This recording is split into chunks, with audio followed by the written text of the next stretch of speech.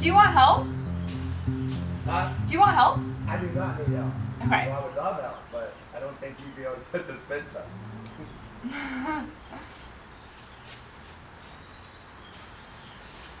But maybe you can. Maybe I can leave and you can put the fence up. I can definitely try. No, I gotta dig a hole and get. The hardest part is finding this material. It's one of the things with the shortages that are hard to find.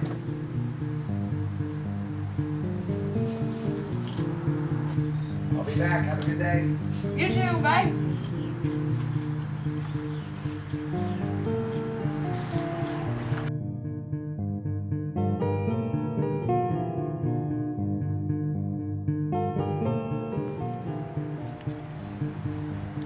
Something that I think is interesting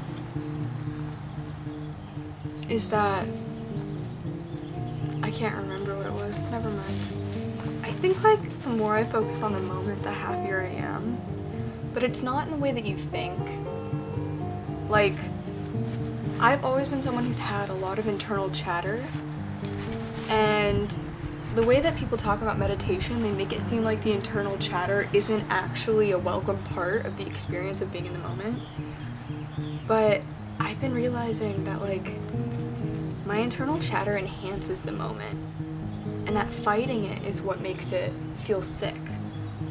Like, I don't know if y'all remember, but when you were a kid and you just like daydreamed, it's funny because that is like part of the moment. It's, people like to talk about like disassociating as if it's a bad thing, but to me it enhances what is, like playing pretend. There's this thing that I saw about how like schizophrenic people are capable of envisioning limitless possibilities in all directions, which is why they have like a inaccurate sense of reality.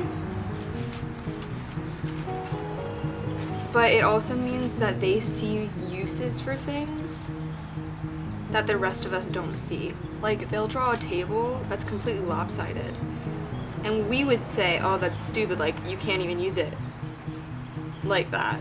But they would say, why do you have to be able to use it the way that you would have been able to use it when you could design something completely new based off of some random desire that you have, and then you can find like 12 different ways to use it based off of the way that it's now designed. So like they see that every single possibility has a purpose beyond what we can imagine if we're using the context that we're living in. And I can't remember who wrote about this, but I'll put the book here, put the book title here. I went on a walk, and this is all the trash that I found. Yo, amazing. All this stuff is so cool. This is my favorite thing that I found. It's leftover from a car wreck.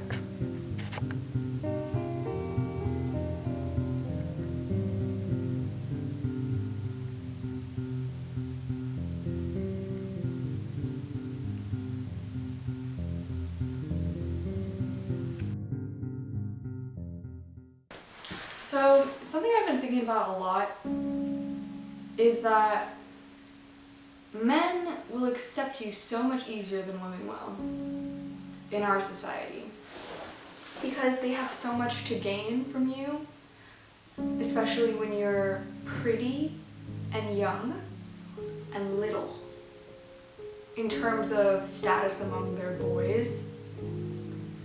So they'll accept you easy, but it's not very exciting, because very quickly you'll figure out that they don't have that much to offer in terms of companionship. There's just like this vibe, this guys club vibe, where when they see you, they assume they know everything they need to know about you just because you're a woman, and because they don't actually see women as people. They see women as second-class citizens that they use as tools to impress their boys. And it's just like, I don't think they understand how uninteresting that makes them. I'm waiting for... I don't know what I'm waiting for. I'm waiting for a guy to prove me wrong. I'm waiting for a guy to be different than that. There's a beautiful red bird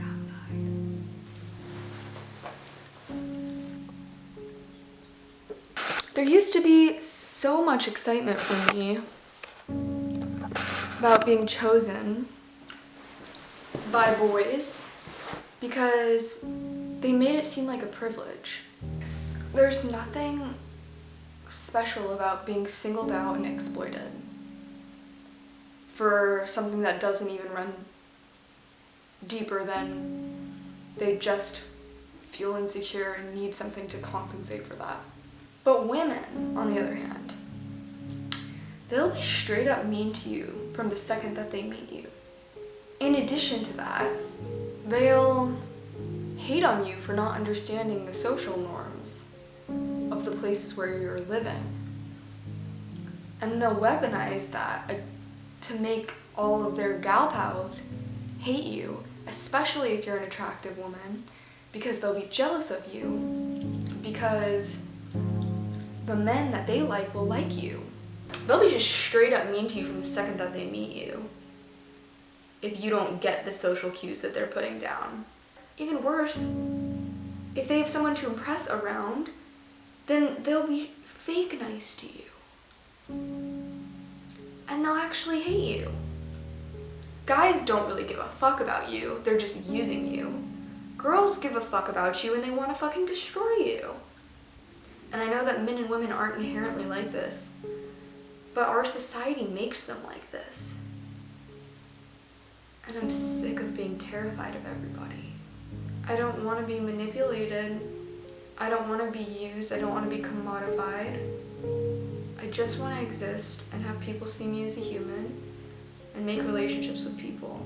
I have this idea that one day I'm just going to go out and I'm going to suddenly get all of what society's doing, and I'm going to be able to play the game right, and I'm going to be able to fit in, understand why people are so mean, behave the right way, and it's all going to feel natural. That's my fairy tale. But it's never going to be like that for me. And I need to find the spaces that will hold me for me. And I need to trust my instincts about whenever I meet a person, what they're up to, because it's so easy to see it once you let yourself see it.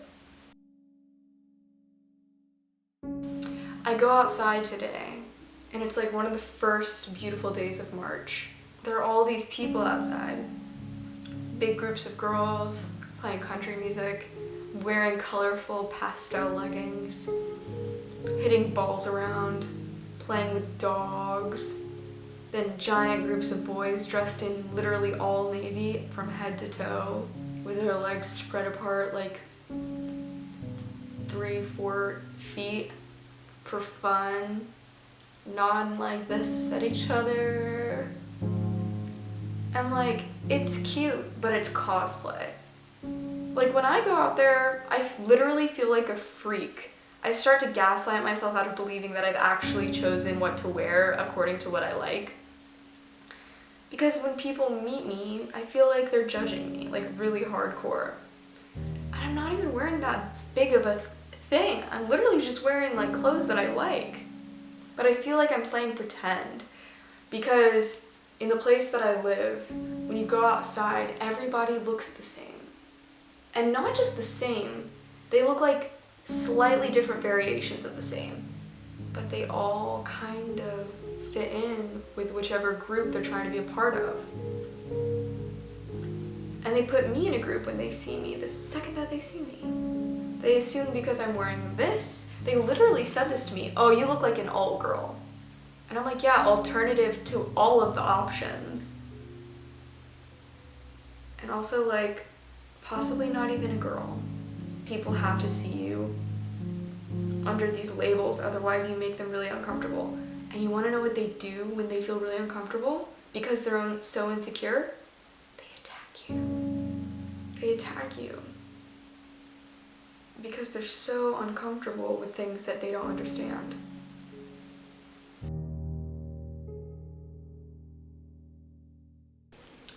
while I was walking, I started to think about how there's such a big difference between Lydia and me. Like, Lydia is me, but also I am not just Lydia. I am the universe experiencing what it's like to be Lydia, experiencing all of these things that are also me. Sometimes I'm so overwhelmed with the idea that I'm connected to everything, and I am everything. Like, I remember there's been multiple times in my life when I've just realized that I am everything. And that can be like really, really, really cool and fun. It's also like, it throws me off, because then I don't know what to do. It's like, what do you do with information like that? When you really get it, everybody you hate is also you.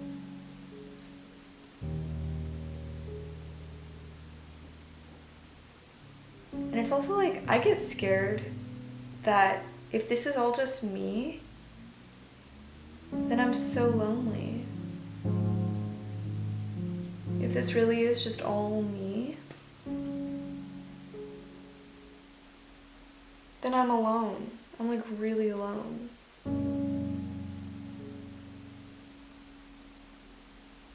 If this really is just all me,